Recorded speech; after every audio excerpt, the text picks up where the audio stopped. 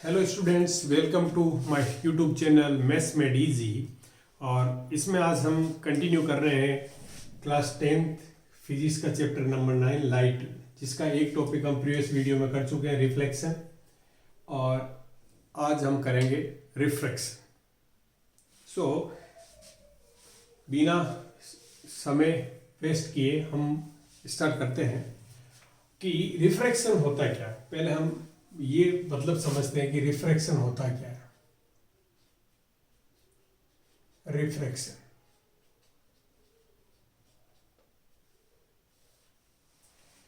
Refraction जब light एक medium से दूसरे मीडियम में, transparent medium, when light travels through two mediums, two different या डिस्टिंक्ट ट्रांसपेरेंट मीडियम्स। कैसे मीडियम्स होने चाहिए? Two different transparent mediums.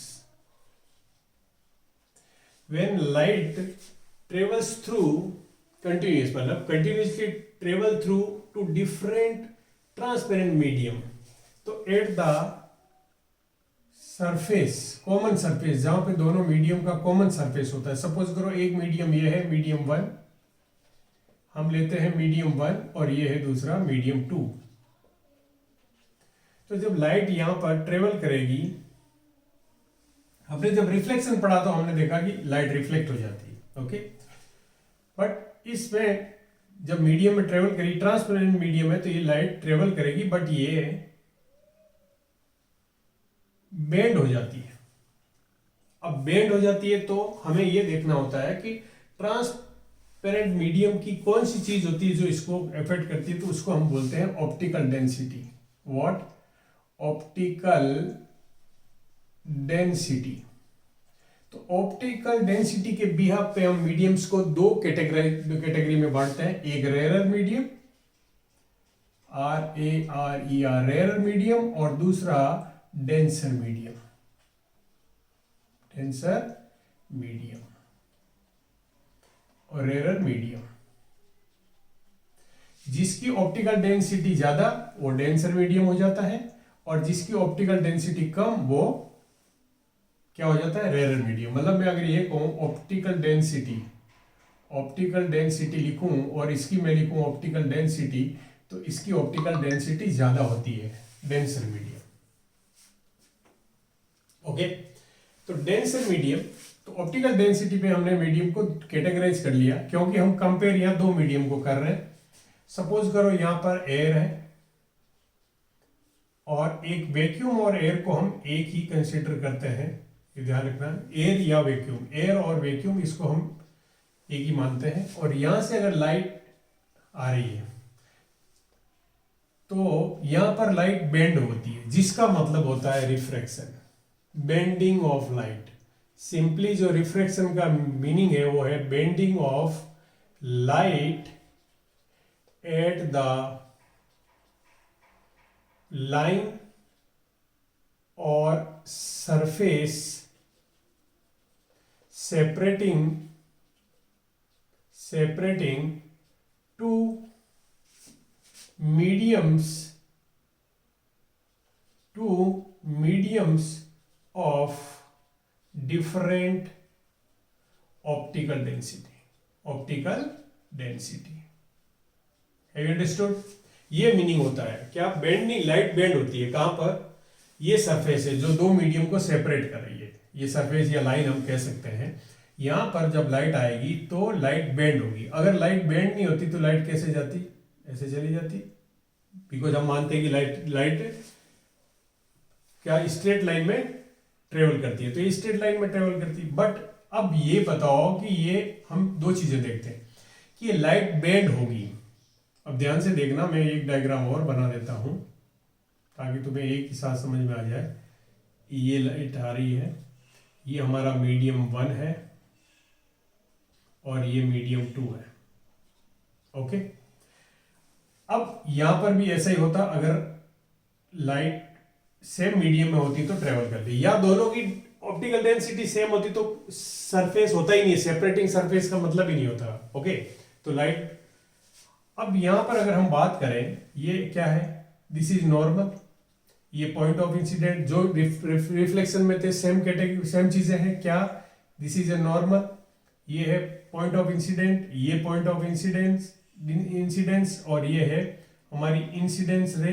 अगर मैं लिख दूं तो इंसिडेंस रे, ये भी है इंसिडेंस रे, अंडरस्टूड, ये इंसिडेंस रे, और ये जो एंगल बनेगा ये आई बनेगा, एंगल ऑफ इंसिडेंस जो हम कहते हैं ये भी एंगल आई बनेगा। है यू अंडरस्टूड? अब यहां पर अब ये लाइट बेंड कहां हुई, हुई नहीं बेंड, तो बेंड कैसे होती है ये मैं बता रहा हूं कि अगर ये मीडियम रेयर है और ये डेंसर है, और अगर रेयर मीडियम से डेंसर मीडियम में लाइट एंटर करती है तो it bend towards the normal, normal की तरफ बेंड कर जाएगी, मतलब ये जो एंगल, ये एंगल है वो स्मॉल हो जाएगा। Have you understood this? आ गया समझ में? ये बेंड हो जाएगा। और अगर डेंसर मीडियम है, पहला मीडियम हमारा अगर डेंसर है और दूसरा मीडियम रेयर है, ध्यान से देखो, तो ये अवे फ्रॉम द नॉर्मल, जाना ऐसे चाहिए था लेकिन ये फिर इस तरह से जाएगा। Have you understood? आ गया समझ में? कितना बेंड होगा? स्ट्रेट लाइन से थोड़ा सा ज्यादा उधर बेंड होगा, depending on the key ratio क्या है। Have you understood this? मतलब समझ लो रेयर मीडियम से अगर डेंसर मीडियम में जाती है तो लाइट क्या हो जाता है? बेंड हो जाती है टुवर्ड्स द नॉर्मल, नॉर्मल की तरफ बेंड हो जाती है, मतलब एंगल ऑफ रिफ्रैक्शन छोटा हो जाता है, एंगल ऑफ रिफ्रैक्शन स्मॉल। इस केस में angle are is less than angle I, ये ध्यान रखना, ये this is angle of refraction, reflection नहीं, एंगल ऑफ रिफ्रैक्शन। इस केस में ये एंगल बड़ा हो जाता है किससे? ये एंगल, ये जो एंगल होगा, अगर हम जानते हैं वर्टिकली ऑपोजिट एंगल इक्वल होते हैं, अगर ये आई है तो ये आर के, अगर ये आर होता तो बराबर होता, लेकिन ये बड़ा हो गया, तो इस केस में angle are is greater than angle i. Have you understood this? ये है रिफ्रैक्शन। रिफ्रैक्शन का अगर मीनिंग ले हम कॉमन मैन के लिए, तो बेंडिंग ऑफ लाइट, कहां पर? ए लाइन और surface dividing to mediums, okay, of different optical densities, एक गाढ़ा एक पतला, ये कह सकते हैं हम। तो रेयर मीडियम से जब लाइट ट्रेवल करती है तो स्ट्रेट लाइन में जाने की बजाय बेंड होती है towards the normal and away from the normal. Have you understood? तो इस पे क्वेश्चन पूछा जा सकता है, तुम्हें एक डायग्राम दे दिया, देखो अगर तुम्हें ऐसा डायग्राम दिया, सॉरी ये नॉर्मल है, ये डायग्राम दिया तुम्हें, ये डॉटेड लाइन होती है क्योंकि ये इमेजिनरी लाइन है तो डॉट डॉट से हमने, और तुम्हें ये दिया कि मीडियम 1 यहां दिया पे, मीडियम 1, ये मीडियम 2 दिया हुआ है, और ये डायग्राम दिया हुआ है तुम्हें कि ये इस तरह से, तो बताएंगे कि बीच कौन सा मीडियम डेंसर है और कौन सा रेयर है। तो medium first is rare and medium second is denser. Have you understood this? आ गया समझ में? सो बेंडिंग ऑफ लाइट कहां पर? एट द लाइन और surface separating the two transparent medium, two transparent medium लिख सकते हो तुम डेफिनेशन में, टू ट्रांसपेरेंट, क्योंकि अगर मीडियम बिग होगा तो लाइट पार ही नहीं होगी, तो transparent medium of different optical density. Have you understood this? तो this is the meaning of refraction, ये रिफ्रैक्शन का मीनिंग है। अब हम बात करेंगे क्या रिफ्रैक्शन के भी लॉज होते हैं? यस डेफिनेटली लॉज होते हैं, वही 2 लॉ होते हैं। इसमें जो ये है इसको इंसिडेंट रे कहते हैं, और ये जो रे है इसको कहते हैं रिफ्रैक्टेड रे। क्या?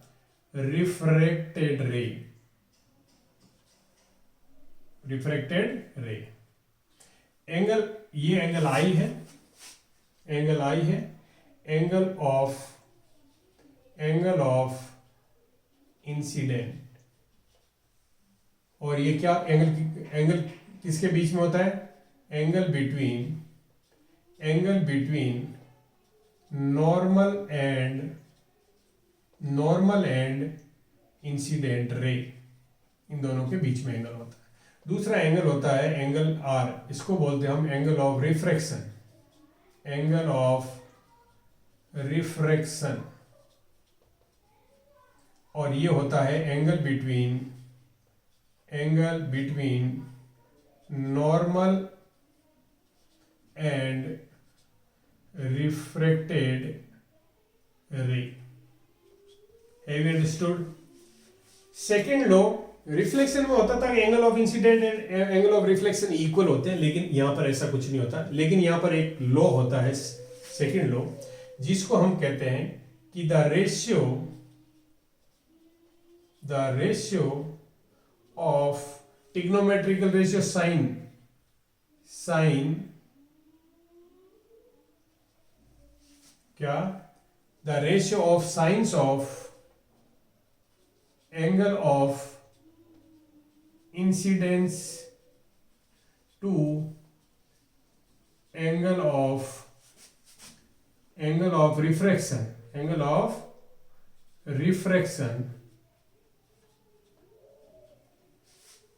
Refraction for a pair of mediums. इसका क्या मतलब भी बताऊंगा। Pair of mediums is always constant. क्या मतलब समझे इसका? क्या, the ratio of sines of angle of incidence to angle of refraction for a pair of medium.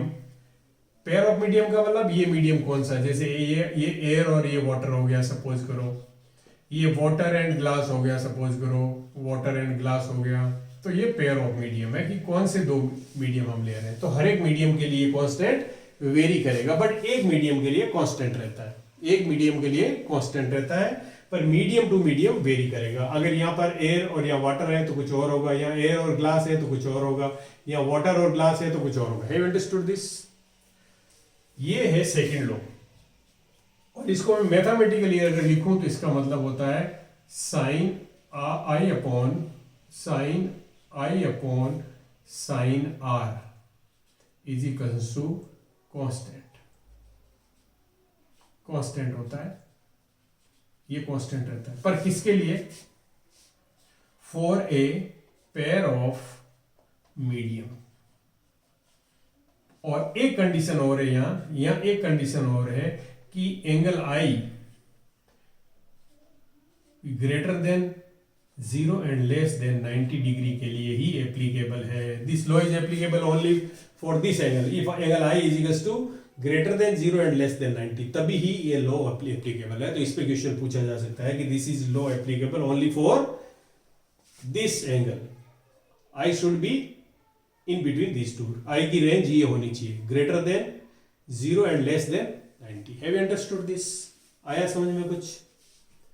तो these are the two laws of refraction. Refraction के मैंने कितने laws बताए? 2 लॉज। कौन सा बताया? एक तो बताया नहीं अभी। एक लॉ सेम है कि ये जितनी भी रेज है, normal, incident ray and reflected ray lie in the same plane, जो उसमें भी था रिफ्लेक्शन में भी। क्या? All the 3 rays, this is imaginary, but incident ray, refracted ray and normal lie in the same plane. Have you understood this? तो these are the 2 laws. एक law common है रिफ्लेक्शन, और वहां पर बस रेज का नाम चेंज करना तुम्हें। वहां रिफ्लेक्टेड रे होती है, यहाँ रिफ्रैक्टेड रे होती है। Normal is the same, incidence रे इज सेम, ठीक है। और यहां पर दूसरा लॉ होता है, वहां होता है angle I is equals to angle R, मतलब angle of incidence is equals to angle of reflection. But यहाँ ऐसा कुछ नहीं होता है, या sine I upon sine are is constant. अब मैं बात करता हूं, आगे बढ़ते हैं हम रिफ्रैक्शन में। अभी ये जो सेकंड लॉ है, इसको एक और नाम है, इसको बोलते हैं स्नेल्स लॉ। क्या बोलते हैं? Snell's law. इसको हम स्नेल्स लॉ भी बोलते हैं। क्या? Snell's law. और ये जो कांस्टेंट है साइन आई अपॉन साइन आर, ओके, इसको हम बोलते हैं रिफ्रैक्टिव इंडेक्स। यही रिफ्रैक्टिव इंडेक्स है। इसको हम क्या बोलते हैं? Refractive index. इसको बोलते हैं refractive index. Have you understood this? ये क्या है? Refractive index. Sine I upon sine are is equal to known as refractive index, sine I upon sine r. Have you understood? This is the formula of refractive index. अब हम पढ़ेंगे refractive index के बारे में, अभी हम बहुत पढ़ेंगे क्योंकि रिफ्रैक्टिव इंडेक्स बहुत इंपॉर्टेंट टॉपिक है जिसपे न्यूमेरिकल्स आते हैं। अब ये बताओ कि एक क्वेश्चन तो पूछा है तुमने कि तुम जानना चाहोगे कि लाइट बेंड क्यों होती है। लाइट जब एक मीडियम से दूसरे मीडियम में आती है तो बेंड क्यों होती है? Because velocity of light, velocity of light is different in different mediums, different in different mediums, different mediums. This is the cause of bending. कि जो लाइट है उसकी वेलोसिटी डिफरेंट मीडियम में डिफरेंट होती है, because of that it bend towards the normal और some time away from the normal. But bending जो होती है because of this velocity of the light is different in different mediums. Okay, आगे समझ में? So this is the cause of bending, velocity of light in different medium is different. अच्छा एक बताओ कि जो लाइट जब बेंड होती है, जब लाइट बेंड होती है एक मीडियम से दूसरे मीडियम में, तो ये याद रखना वेवलेंथ चेंज होती है, लाइट की वेवलेंथ होती है वो चेंज हो जाती है, बट फ्रीक्वेंसी सेम रहती है, फ्रीक्वेंसी सेम रहती है। ये भी ध्यान रखना कि वेवलेंथ चेंज हो जाती है बट फ्रीक्वेंसी सेम रहती है, फ्रीक्वेंसी सेम रहती है, वेवलेंथ चेंज हो जाती है। तो velocity of light is different in different mediums, या हम कह सकते हैं कि वेवलेंथ, बिकॉज वेवलेंथ चेंज होती है उसकी भी बेंडिंग है, बट वो दोनों सेम चीज है, वेलोसिटी बोलो या वेवलेंथ। तो velocity of light different in different mediums, wavelength जब लाइट एक बेंड होती है तो उसकी क्या चेंज हो जाती है? वेवलेंथ चेंज हो जाती है, और फ्रीक्वेंसी सेम रहती है। Have you understood? आ गया समझ में? ये आया समझ में? नहीं?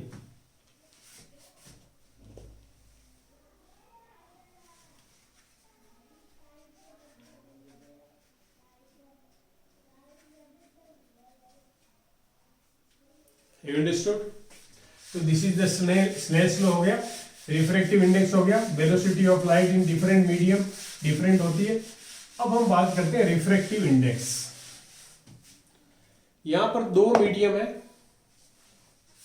Medium 1 and medium 2। ध्यान से देखो, अगर लाइट यहां से आ रही है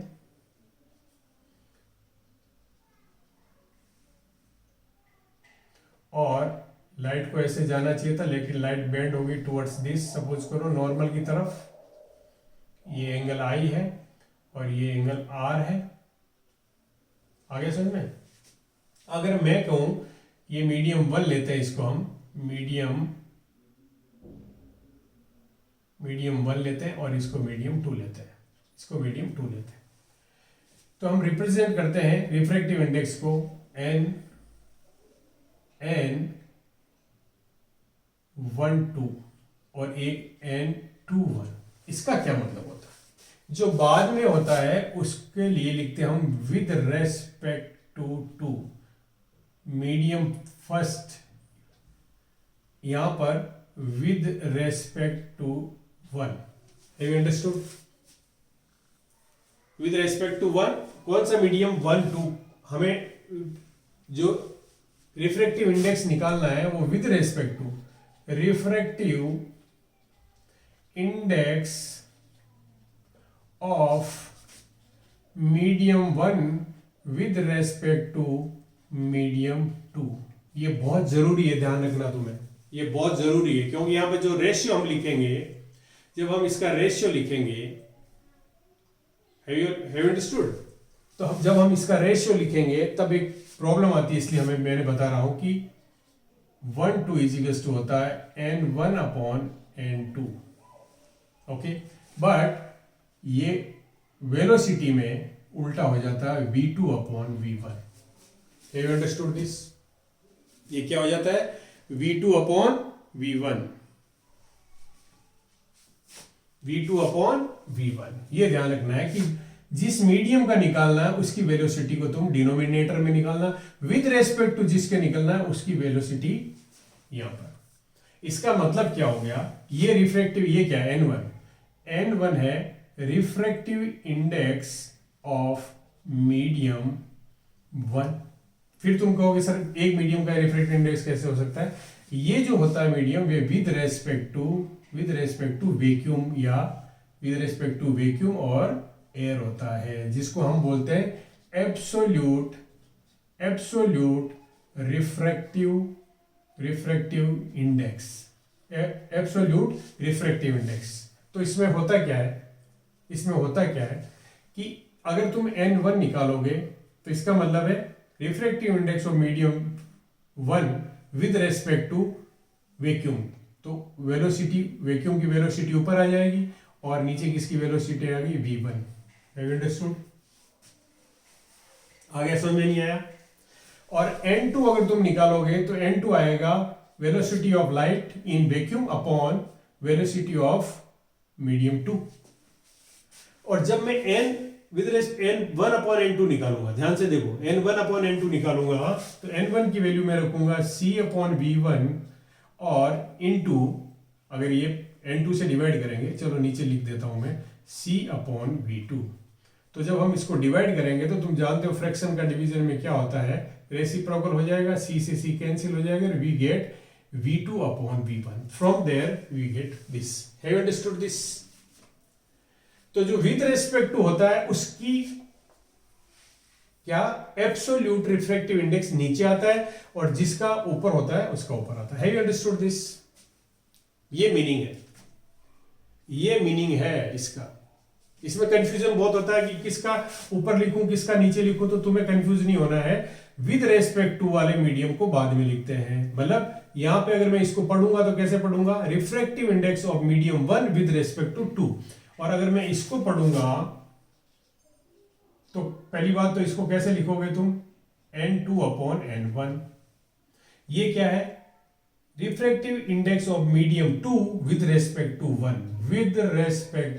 1, refractive index of medium 2 with respect to 1। अब इसमें क्या होगा, अगर तुम N2 का ऊपर लिखोगे तो V2 नीचे आ जाएगा और V1 ऊपर चला जाएगा। Have understood this? आ गया समझ में? सो इसमें कंफ्यूजन बहुत होता है बच्चों को कि कैसे लिखें कैसे नहीं। अब एक चीज और है, अभी मैंने एक और फॉर्मूला बताया था तुम्हें, ध्यान से देखो, कि sine I upon sine R, ये भी तो रिफ्रैक्टिव इंडेक्स होता है। तो जब ये रिफ्रैक्टिव इंडेक्स होता है तो हम ये कहते हैं कि जो एंगल I है वो कौन से मीडियम का होता है, ये कौन से मीडियम होगा, मीडियम फर्स्ट का। मीडियम फर्स्ट का मतलब है विद रेस्पेक्ट टू 2, ध्यान रखना, विद रेस्पेक्ट टू 2। यहां पर अगर हम इसको पढ़ेंगे तो जिसमें एंगल I होता है तो हम ये पढ़ते हैं कि refractive index of medium 1 with respect to 2, इसका मतलब मीडियम 2 का एंगल ये है। ध्यान रखना, ये कभी कभी क्वेश्चन में पूछ लेते हैं, तो तुम्हें ये ध्यान रखना कि मीडियम 2 विद रेस्पेक्ट टू जिस मीडियम में होता है इसमें एंगल R बनता है। तुम कहोगे सर इससे क्या फर्क पड़ता है, अगर हमें ये पूछा कि विद रेस्पेक्ट टू बताओ, उल्टा करो इसको, तो हम ये करेंगे, हम ऐसा नहीं कर सकते, तो हम इस रे को ऐसे ले जाते हैं, ये रे हमारी इंसिडेंट रे बन जाती है। तो ये वाला एंगल I, पहले जो R था वो I बन गया, और अब यहां पर ये दूर जाएगा क्योंकि ये डेंसर से रेयर में जा रहा है, तो ये ऐसे हो जाएगा, साइन फॉर्मूला वही रहता है sine I upon sine R, लेकिन यहां पर जो R था, यहां पर जो R था वो I बन गया, और जो यहां पर I था वो R बन गया। Have you understood this? आ रहा है समझ में, नहीं आ रहा? कंफ्यूजन है इसमें कुछ? देखो यहां पे मैंने बताया कि जब हम इसको कोरिलेट करते हैं तो दिस इज मीडियम 1, मतलब विद रेस्पेक्ट टू वाला मीडियम का एंगल होता है वो R होता है। विद रेस्पेक्ट टू किस मीडियम में हम निकालते हैं उसका जो एंगल बनता है वो R एंगल होता है, मतलब इंसिडेंट रे जिसमें होती है वो मीडियम फर्स्ट माना जाता है। और उस टाइम हम ये लिखते हैं N12। इसका मतलब मीडियम 1 कौन सा है जिसमें इंसिडेंट रे, मीडियम 2 कौन सा होगा जिसमें रिफ्रैक्टेड रे। अब तुम कहोगे सर मैं तो N21 लिखना चाहता हूं, तो मेरी जो रिफ्रैक्टेड रे थी वो अब इंसिडेंट रे बनेगी, और जो इंसिडेंट रे थी वो अब रिफ्रैक्टेड रे बनेगी। ये ध्यान रखना। तो एंगल ऑफ I और एंगल R चेंज हो जाते हैं, ये ध्यान रखना तुम्हें स्पेशली। इन दोनों के बीच में जब हम रिलेशन करते हैं तो इस तरह से करते हैं। क्या समझ में? इसमें बहुत से न्यूमेरिकल्स आते हैं, तो अभी मैं इसको अब समझ में आया कि नहीं आया? Refractive index of medium 1 with respect to 2 और मीडियम 2 विद रेस्पेक्ट टू 1, ये ध्यान रखना पड़ेगा। और इसका सिंपल कुछ नहीं है। अब तुम देखो absolute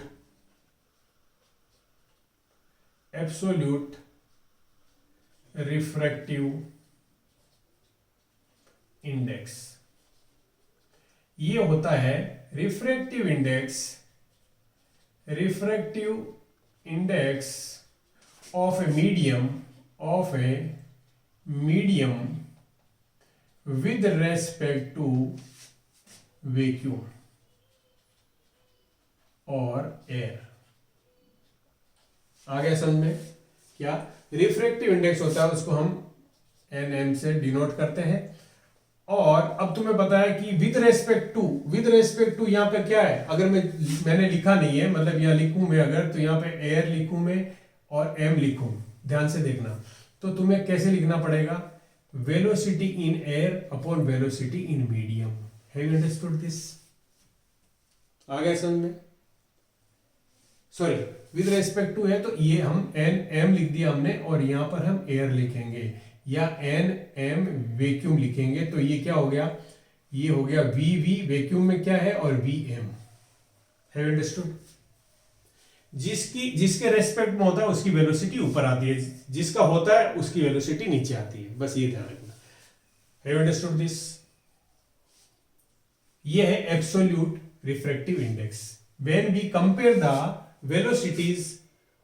velocity of medium with velocity of light in medium with velocity of light in vacuum।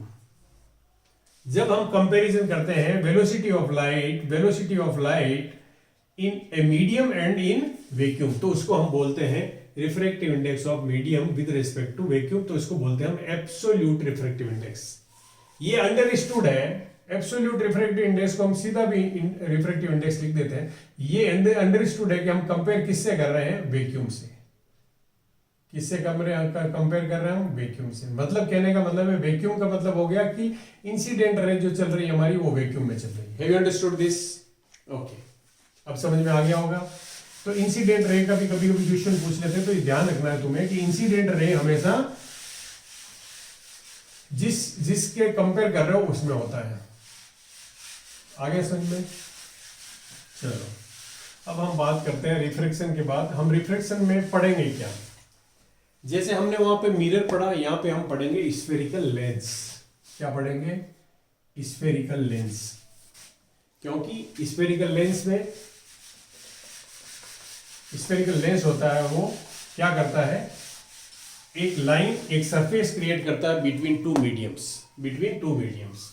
तो हमारे जो स्फेरिकल लेंस,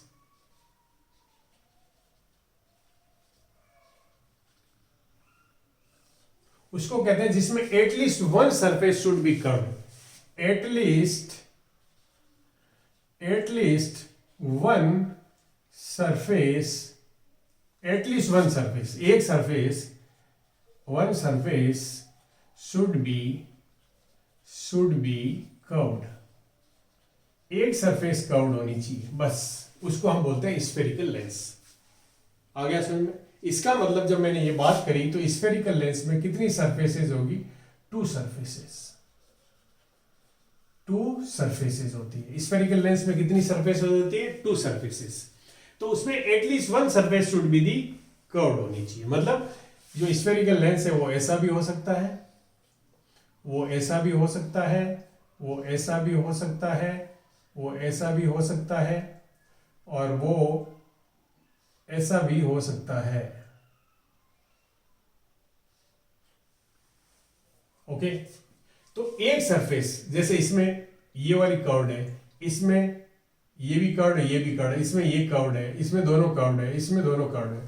तो एक जो सरफेस होती है वो कर्व्ड होनी चाहिए, उसको हम स्फेरिकल लेंस बोलते हैं। और यहाँ पर जो हम पढ़ेंगे, इसके बारे में ज्यादा डिस्कस नहीं करेंगे कि बाकी लेंसेज के नाम क्या है क्या नहीं है। हम बात करेंगे यहाँ पे दो लेंस की बात करेंगे हम, जो हमें पढ़ने हैं, एक कॉन्वेक्स और एक कॉनकेव। यहाँ पर जो हम पढ़ेंगे वो कौन से लेंस पढ़ेंगे? एक कॉन्वेक्स पहले लिख रहा हूं मैं, कॉन्वेक्स लेंस इंपॉर्टेंट है यहाँ पे, और एक कॉनकेव। ए कॉनकेव लेंस।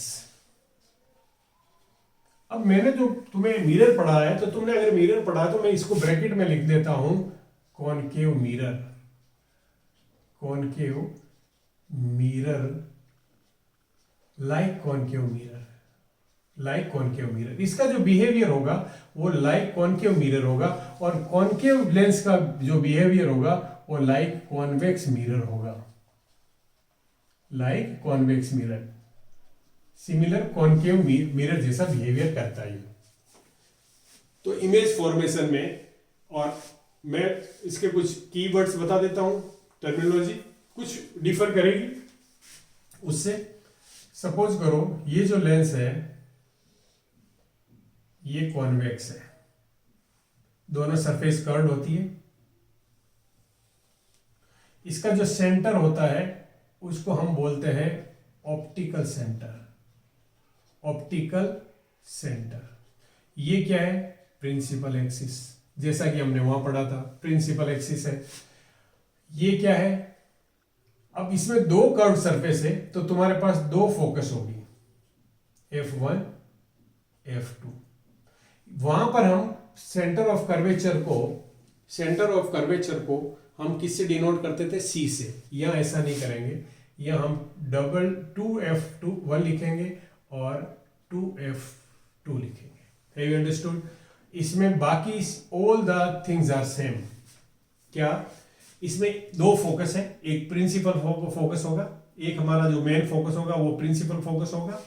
और फोकस की डेफिनेशन सेम है कि अगर रेज ऑब्जेक्ट से आ रही है parallel to principal axis, parallel to principal axis, तो आफ्टर रिफ्रैक्शन वो एक जगह पे जाके पास होगी। तो ये क्या हो गया? कन्वर्जिंग, क्योंकि एक पॉइंट पे कन्वर्ज कर रहे हैं, और जिस पॉइंट पे ऑन द प्रिंसिपल होगी वही हमारा फोकस हो जाएगा। ये क्या है? फोकस। ये क्या है? फोकस। ये प्रिंसिपल फोकस हो गया इसका। Have you understood this? और ये कैसा है? कन्वर्जिंग। तो इसमें भी वही स्टेजेस होती है, अभी हम बात करेंगे। Have you understood this? इसको और इसको, ये क्या है? ये हमारा कॉनकेव है। ये कैसा है?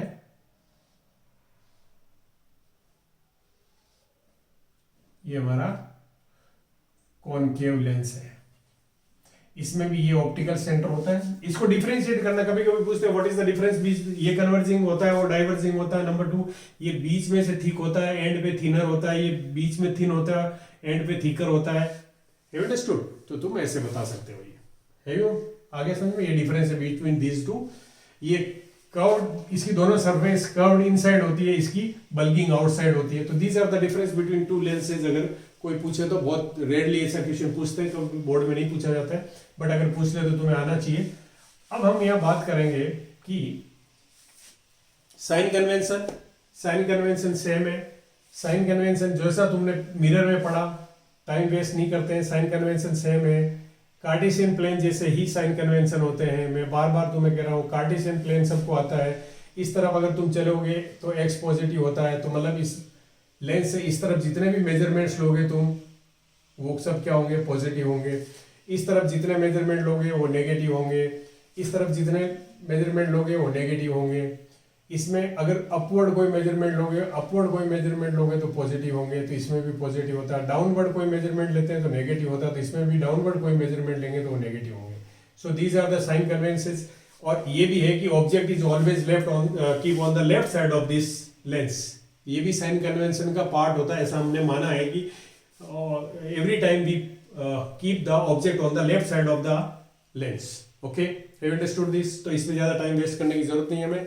अब हम बात करते हैं कि टाइप ऑफ रेज कितनी होती है इसमें। जैसे वहां पे टाइप ऑफ रेज 4 थी, यहाँ पे टाइप ऑफ रेज हम जो यूज करते हैं वो 3 रेज यूज करते हैं। कौन सी? 3 रेज। कौन सी 3 रेज होगी? अगर मैं बात करूं तुम्हें 3 रेज कौन कौन सी होती है? 1,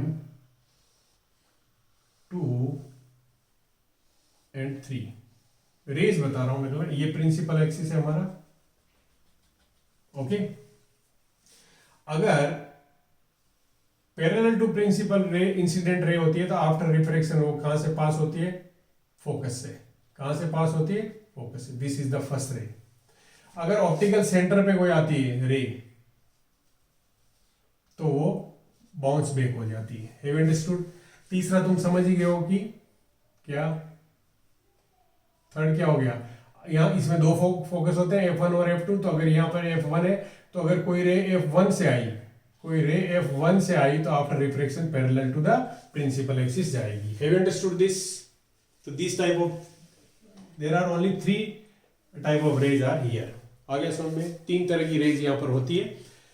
एक जो पैरेलल प्रिंसिपल एक्सिस आती है, after refraction it passes through the principal focus, and a ray, incident ray coming through the focus after refraction it goes parallel to the principal axis, and if ray is coming through the incidence rays at the optical center then it bounce back, वही path follow करेगी। Have understood this? चलो ये होगी type of raise.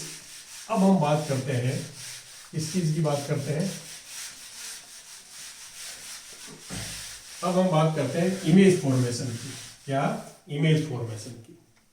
तो मैं बार बार इसलिए कह रहा हूं कि जैसा लेंस में, जैसा मिरर में पड़ा सेम वही है, बट कंपेयर ये करना, वहां कॉनकेव मिरर था, यहाँ कॉन्वेक्स लेंस बन गया। जब वहां कॉन्वेक्स मिरर था वो यहाँ पे कॉनकेव।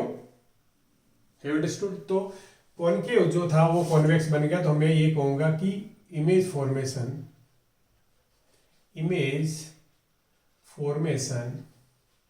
इन कॉन्वेक्स लेंस। तो मैं लिखता हूं यहां पे पोजीशन ऑफ ऑब्जेक्ट, चलो पूरा लिख देता हूं, पोजीशन ऑफ इमेज। थर्ड क्या था अगर याद है तुम्हें? तो साइज। और फोर्थ क्या था? नेचर। अगर तुम्हें मिरर का याद है, कौन से मिरर का? कॉनकेव मिरर का। कॉनकेव मिरर का अगर तुम्हें याद है सब कुछ तो सेम है, बिल्कुल सेम है। बस कंपेयर क्या करना है, वहां जो सेंटर ऑफ कर्वेचर था उसको हम यहाँ पे 2F1 लिख देंगे। सेंटर ऑफ कर्वेचर था उसको 2F1 लिखेंगे हम यहाँ पर, या 2F2 या 2F1। Have understood? Rest everything is same. Object at infinity. तो इमेज कहाँ बनेगी? F2 पर, प्रिंसिपल फोकस पे। साइज कैसी होगी? पॉइंट साइज, हाईली डिमिनिश या पॉइंट साइज। पॉइंट साइज भी बोल सकते हो तुम, हाईली डिमिनिश बोल सकते हो। नेचर क्या होती है? नेचर कैसी होगी बताओ? Real and inverted. उल्टी होगी और रियल होगी। आगे समझ में। इंफिनिटी के बाद में क्या है? बियॉन्ड 2F1, क्योंकि इस तरफ है हमारा 2F1, बियॉन्ड 2F1। तो इमेज कहाँ बनेगी बताओ? Between F2 and 2F2, between F2 and 2F2। Comparison के लिए डायग्राम बना दूं? चलो बना देता हूँ, नहीं तो कंपैरिजन के लिए डायग्राम बना देता हूँ मैं। थोड़ा सा इसको नजदीक कर लेता हूँ। कंपैरिजन के लिए डायग्राम बना दूं ताकि तुम्हें ये पता रहे कि कहां पर F1 है, कहां F2 है। यहाँ और इसको थोड़ा सा नजदीक कर लेता हूं मैं, पॉइंट ऑफ इमेज को। पोजीशन ऑफ इमेज, फिर साइज और फिर नेचर। डायग्राम बना देता हूं मैं ताकि तुम्हें ये पता रहे कि ऑब्जेक्ट कहां पर होता है तब कहां पर जाता है। ये हमारा ऑप्टिकल सेंटर और ये हमारा F1, ये 2F1 और इस तरफ इंफिनिटी है कहीं, ये F2 और ये 2F2 और ये इस तरफ इंफिनिटी है। बस लेंथ मेरा उसमें क्या था, एक ही साइड में थी क्योंकि इसके दो फेसेस है और रिफ्रैक्शन और रिफ्लेक्शन में फर्क है। तो बियॉन्ड मतलब एट इंफिनिटी, तो कहाँ बना है? इंफिनिटी पे ऑब्जेक्ट है तो इमेज यहाँ बनेगी F2 पे, एट F2। अगर बियॉन्ड F1 मतलब यहाँ कहीं है तो इमेज कहाँ चली जाती है? बिटवीन F2 एंड 2F2, मतलब इसके बीच में इमेज। जैसे जैसे तुम इस तरफ मूव करोगे देखो उसमें क्या था, जैसे जैसे हम मूव करते थे इमेज और ये ऐसे चलती थी। इसमें क्या होता है, जैसे जैसे तुम मूव करोगे इमेज भी आगे मूव करेगी। पहले यहाँ थी, यहाँ से अब आगे बढ़ गई है। Have you understood? इसके बाद हमारा थर्ड आता है एट टू F1। तो सीधा काम बन जाएगा एट टू F2। अगर इमेज तुम ऑब्जेक्ट को तुम यहां रखते हो तो इमेज तुम्हारी यहां बन जाएगी। अगर तुम इसके बाद क्या लिखोगे, तुम between two F1 and F1। अब तुमने ऑब्जेक्ट इनके बीच में कहीं रख दिया तो इमेज कहां चली जाएगी, beyond two F2। Have you understood this? और अगर मैं ऑब्जेक्ट को कहां रख देता हूं, F1 पर, ऑब्जेक्ट को कहां पर रख देता हूं, एट F1, तो ये कहां बनेगी, at infinity. Have you understood? तब तक तो ठीक था। अब अगर हम ऑब्जेक्ट को बिटवीन F1 एंड C रख देते हैं, बिटवीन F1 एंड C, तो इमेज इस तरफ बनेगी। इमेज कहां बनेगी, इस तरफ बन जाएगी। इमेज किधर बनेगी, इस साइड बन जाएगी, डिपेंड करेगी कि कहां पर है, पर इमेज किस तरफ बन जाएगी, इस तरफ बन जाएगी। और ये कैसी होती है, ये 6 केस हो गया, तो ये कैसी होती है, वर्चुअल एंड इरेक्ट। तो ये क्या होगा, सेम साइड। वहां पे क्या था, बिहाइंड द मिरर, यहां पर है same side of the object. जिस साइड ऑब्जेक्ट है उस साइड ही इमेज बनेगी। हो गया। अब साइज की बात करते हैं। अब ये पॉइंट साइज होती है, बहुत छोटी होती है। जैसे जैसे इधर आओगे, यहां पर तुम आ जाओ, मैं लिख देता हूं ताकि तुम्हें ये रहे। जब यहां पर आती है तो सेम साइज हो जाती है। जैसे वहां C था, या 2F1 2F2 है तो सेम साइज हो जाती है। तो इसका मतलब पॉइंट साइज से बढ़ रही है, तो इसको हम क्या लिखेंगे, डिमिनिश, मतलब थोड़ी बढ़ गई। पॉइंट साइज से हाईली डिमिनिश हो गई। अब ये क्या होगी, तो यहाँ पे लार्ज हो जाएगी, यहाँ पे हाईली लार्ज हो जाएगी, हाईली लार्ज हो जाती है, और यहाँ पर लार्ज हो जाएगी, यहाँ पर लार्ज हो जाएगी। ये सब की सब यहां तक रियल एंड इन्वर्टेड, और इस केस में वर्चुअल एंड इरेक्ट। यहां बाकी सब जगह सेम है। Have you understood this? तो अगर तुम उस टेबल को देखो तो थोड़ा सा चेंज हुआ कि वहां इंफिनिटी था, इसकी जगह पे वहां पे C था, इसकी जगह पे भी C था, यहां पे C था, और F1 की जगह F था। तो ये चीजें चेंज, और कुछ भी नहीं है। Same point size, diminish, same size, large, highly large, है ना, लार्ज। वर्चुअल एक में केस में बनती है, देयर आर 6 केसेस, उसमें भी 6 केसेस थे। 5 केसेस में रियल एंड इन्वर्टेड बनती है। और ये तुम्हें होना चाहिए कि जब इमेज रियल होती है तो हमेशा इन्वर्टेड होती है। ये इमेज, अगर ऑब्जेक्ट ऐसा है तो इमेज ऐसी बनती है। और वर्चुअल जो इमेज बनती है वो हमेशा ऑब्जेक्ट अगर ऐसे है तो ऐसे बनेगी। Have you understood this? So this is all about this lens की इमेज फॉर्मेशन कैसे होती है। ओके। और उस लेंस की बात करें हम, इसकी कॉनकेव लेंस की हम बात करें तो उसमें 2 स्टेज होती है, जैसा उसमें कॉन्वेक्स मिरर में होती थी। क्या?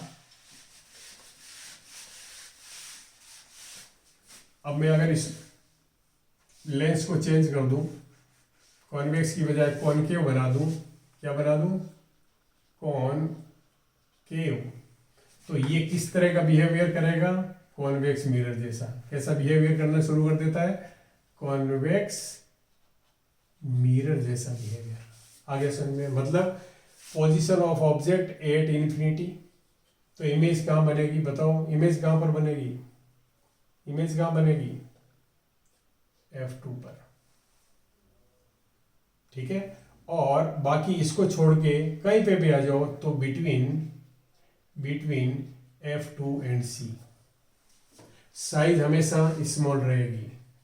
ये तो पॉइंट साइज होती है, ये तो पॉइंट साइज ही होती है, ये तो पॉइंट साइज होती है, और ये क्या होगी, स्मॉल। और यहां पर नेचर कैसी होगी सबकी, virtual and erect. Have understood?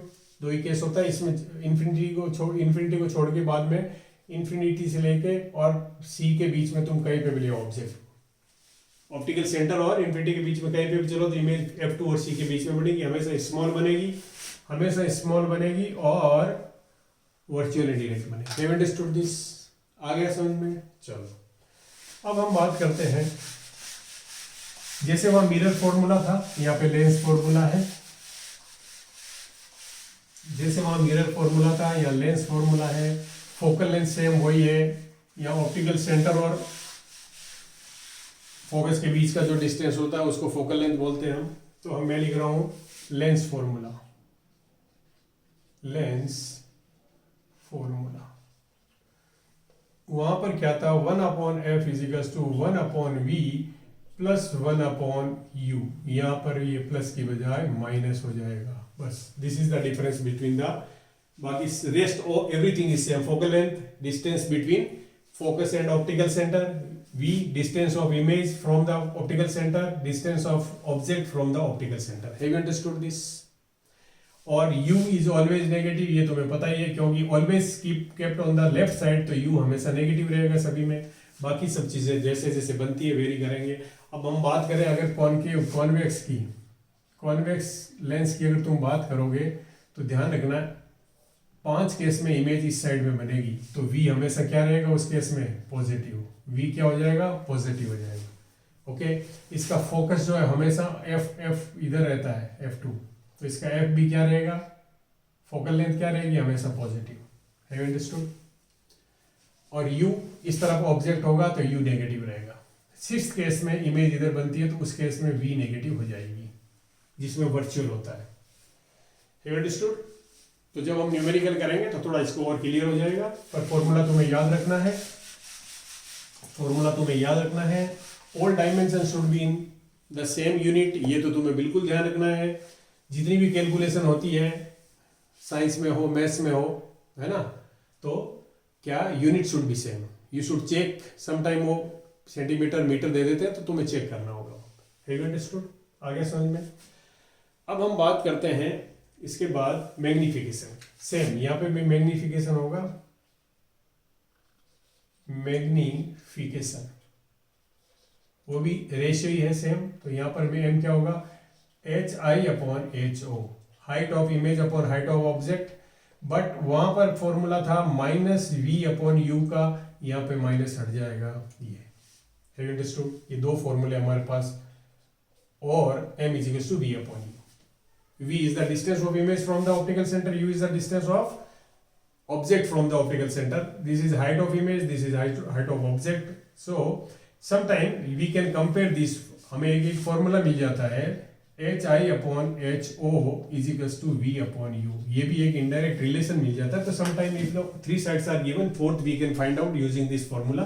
So ये हो सकता है अलग अलग जगह भी अलग अलग यूज कर सकते हैं, but sometime we get from these two we get a relation between 4 parameters HI/HO/VU. So sometimes 3 are given and 4th we have to find out, then we can find out by using this. Have you understood this? तो ये ध्यान रखना है, 3 दी हुई है, चौथा हम find कर सकते हैं। लेंस फॉर्मूला तुम्हें मिल गया, मैग्निफिकेशन आ गया, और अब यहाँ पर मिरर से अलग जो चीज है वो बताने जा रहा हूँ। ये तो करीब करीब सब मिरर में थी। एक तो तुम्हें ये बता दिया क्या,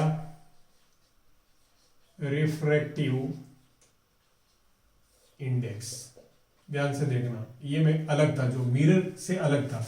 और ये मैंने क्या बताया, एब्सोल्यूट अगर हम फाइंड करते हैं तो C/Vm आता है, और दो मीडियम का करते हैं तो क्या आता है, N1/N2 या V2/V1 वेलोसिटी। ओके, ये क्या है, velocity of light, velocity of light in medium 2 और velocity of light in medium 1। Have understood this? ये फर्क होता है, बस ये तुम्हें ध्यान रखना। ये refractive index of medium 1 with respect to 2, ये ध्यान रखना। एक और फॉर्मूला तुम्हें बताया, N 1/2 का वो है sine of the i upon sine upon r. ये भी एक फॉर्मूला है। एक फॉर्मूला ये एब्सोल्यूट का है। एब्सोल्यूट का मतलब है कंपैरिजन विद द मीडियम, कौन सा, वैक्यूम वाला। ये बता दिया मैंने तुम्हें। ये थोड़ा उससे अलग था। एक चीज और है, power of lens. Power of lens, power of lens, power of lens. अगर हम बात करें पावर ऑफ लेंस की तो मतलब बेंडिंग कैपेसिटी, कितना लाइट को रिफ्रैक्टिंग कैपेसिटी कहते हैं, बेंडिंग कैपेसिटी है, वही पावर ऑफ लेंस होता है। और इसको हम डिनोट करते हैं P इजिकल्स टू 1/f। वहां पर f is focal length, f focal length है, बट ये ध्यान रखना स्पेशली कि it should be in metre, in metre unit होनी चाहिए। ये मीटर में होनी चाहिए। सेंटीमीटर में है तो first you convert in metre and then you can find out the power. आ गया समझ में। और एक चीज और है, ये पावर, और पावर की यूनिट क्या होती है, डायोप्ट्रे, डायोप्ट्रे। और इसको हम कैपिटल डी से डिनोट करते हैं। ये the unit of the power, क्या, unit of the power of lens, dioptre. और इसको कैपिटल डी से डिनोट करते हैं, ये ध्यान रखना। और कभी कभी तुम्हें देखो यहां पर क्या है, तुम्हें F इजिकल्स टू क्या होता है, 1/p। ध्यान रखना, F equals to 1/p, F equals to 1/p, F equals to 1/p। तो यहां पर जो फोकल लेंथ मिलेगी तुम्हें वो मीटर में मिलेगी। किसमें मिलेगी, तो मीटर में मिलेगी। फिर उसको तुम्हें कन्वर्ट करना है किसमें, सेंटीमीटर में। Then you can use in the lens formula. ये स्पेशली ध्यान रखना है। यहां पर बच्चों से गलती होती है कि वो पावर के लिए पूछा तो 1/f कर दिया, because f is given in the centimetre. तो first you have to convert the centimetre into metre and then you will find the what, power of the lens. Similarly अगर तुम्हें पावर गिवन है और focal length पूछी है, तो ये जो तुम डिवीजन करोगे, इससे जो तुम्हें फोकल लेंथ मिलेगी वो किस में आएगी, मीटर में आएगी। तो जो जितना भी मीटर आता है उसको 100 से मल्टीप्लाई करके और तुम किस में कन्वर्ट कर लोगे, सेंटीमीटर में। Have you understood this? आ गया समझ में। एक और है कि power of combination of lens. एक चीज और है कि हम ध्यान देना कि हमने यहाँ पे देखो, ध्यान से देखोगे, रिफ्रैक्टिव इंडेक्स आ गया। यहां पर हम जब to get more power, to get more power, combination of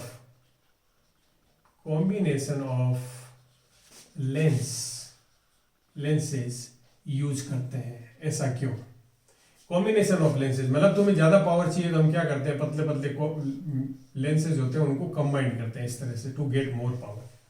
क्या हम इनके बराबर एक बड़ा लेंस नहीं बना सकते?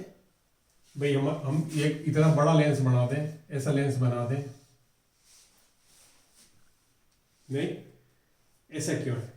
पहली बात तो। दूसरा, पावर ऑफ कॉम्बिनेशन हो गया क्या, power is equals to P1 plus P2 plus P3 plus P4।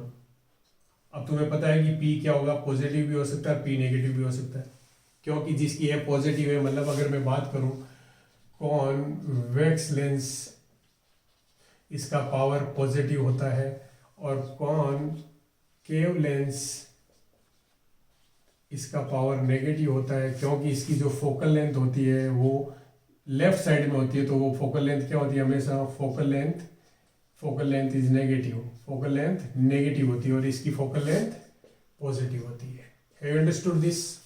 Convex lens की फोकल लेंथ पॉजिटिव होती है, because of that power is positive.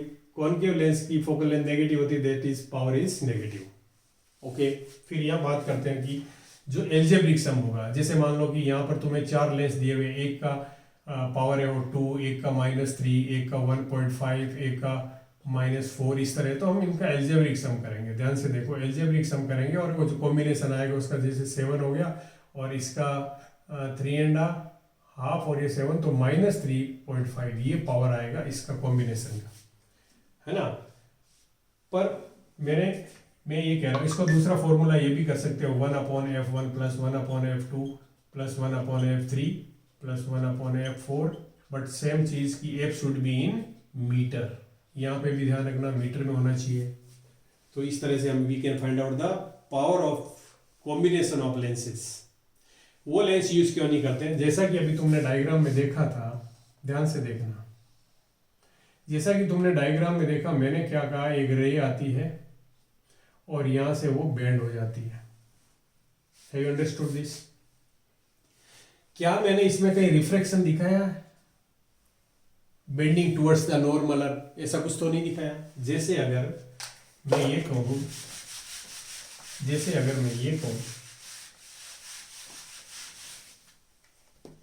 जैसे मैं अगर कहूँ ये तुम्हारा ग्लास स्लेब है, हमारे पास कोई एक ग्लास का स्लेब है और यहां से इंसिडेंट रे आई, ये क्या है, डेंसर मीडियम हो गया, ये एयर है मान लो, और ये हमारा ग्लास है, तो डेंसर मीडियम हो गया।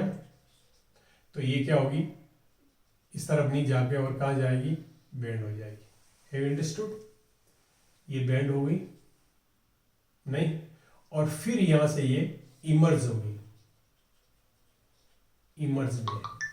तो इस केस में क्या होगा, अगर रिफ्रैक्शन होता है, अगर रिफ्रैक्शन लेंस बड़ा हो गया, लाइट यहां से एंटर हुई सपोज करो, और यहां से बेंड हुई, और फिर लाइट कहां से मर्ज होगी, इस तरह से हो जाएगी।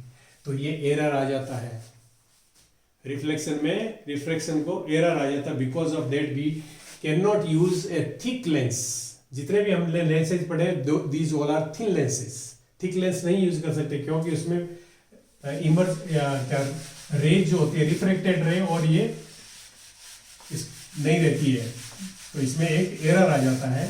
तो हम इसलिए कहते हैं कि have you understood this? So this is all about this chapter. हम अगले चैप्टर में इसी का अगला पार्ट लेके आएंगे, उसमें कुछ न्यूमेरिकल्स लेके आएंगे, कुछ कंसेप्चुअल क्वेश्चन लेके आएंगे। तो देखते रहिए, और वीडियो अगर अच्छा लगा है तो चैनल को सब्सक्राइब करो, फ्रेंड्स और रिलेटिव्स का शेयर करो, ताकि उनको बेनिफिट मिल सके और मुझे मोटिवेशनल सपोर्ट मिल सके, तो मैं तुम्हारे लिए और अच्छे वीडियोस लेके आ सकता हूँ। Okay, bye, take care.